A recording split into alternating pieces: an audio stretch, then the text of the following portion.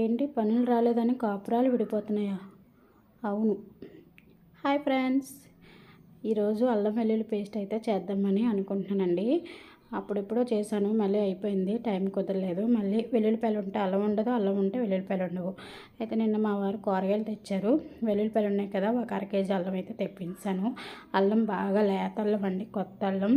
అందువల్ల ఇది తొందరగా ఉడికిపోతే వేస్ట్గా పోతుంది అనమాట. అల్లం పావు కేజీ 40 రూపాయలు అంట.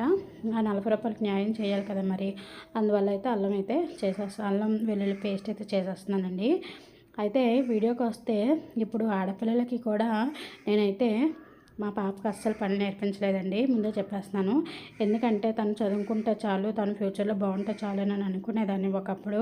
కానీ ఇప్పుడు మొన్న ఇన్స్టాగ్రామ్లో చూశాను, ఆడపిల్లలకి కూడా పనులు నేర్పకపోతే అది మందే తప్పు అని చెప్పేస్తున్నారు. అందువల్ల అయితే ఈసారి మా పాప వచ్చినప్పుడల్లా ఒక్కొక్క వంట నేర్పించేయాలి. లేదంటే ఫ్యూచర్లో నేను వాళ్ళ అత్త మామ దగ్గర నేను మాటలు వేయాలి. ఒక పక్క తను వేయాలి, ఒక పక్క నేను కూడా వేయాలి. ఆల్రెడీ చూస్తున్నాము సొసైటీలో. అయితే ఈరోజు వీడియోలోకి వచ్చేస్తే, అల్లం వెల్లుల్లి పేస్ట్ అయితే ఒక విషయం చెప్పండి, వెల్లుల్లిపాయలకి పొట్టు తీస్తారో లేదో చెప్పండి. నేనైతే వెల్లుల్లిపాయలు తీసేసి మామూలుగా తొక్కతో అయితే పేస్ట్ చేసేస్తున్నాను.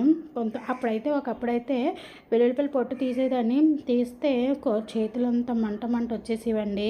అందువల్ల అయితే ఇప్పుడు మామూలుగా తొక్కతో పాటు వేసేసి అల్లం వెల్లుల్లి పేస్ట్ అయితే చేసేస్తున్నాను. నేనైతే వాటర్ వేయలేదు, కొంచెం నూనె వేసాను, తర్వాత కొంచెం పసుపు గుండ అయితే వేసాను. ఎల్లో కలర్గా వచ్చింది, చూసారు కదా. ఇది మొత్తం ఎంత ఉంటుంది అన్నది కామెంట్ పెట్టండి. నేనైతే అంచనాగా వేసేసాను. ఇలా అయితే వచ్చింది అల్లం వెల్లుల్లి పేస్ట్, గుమగుమలాడిపోతుంది ఇప్పుడే. Bye bye, thank you.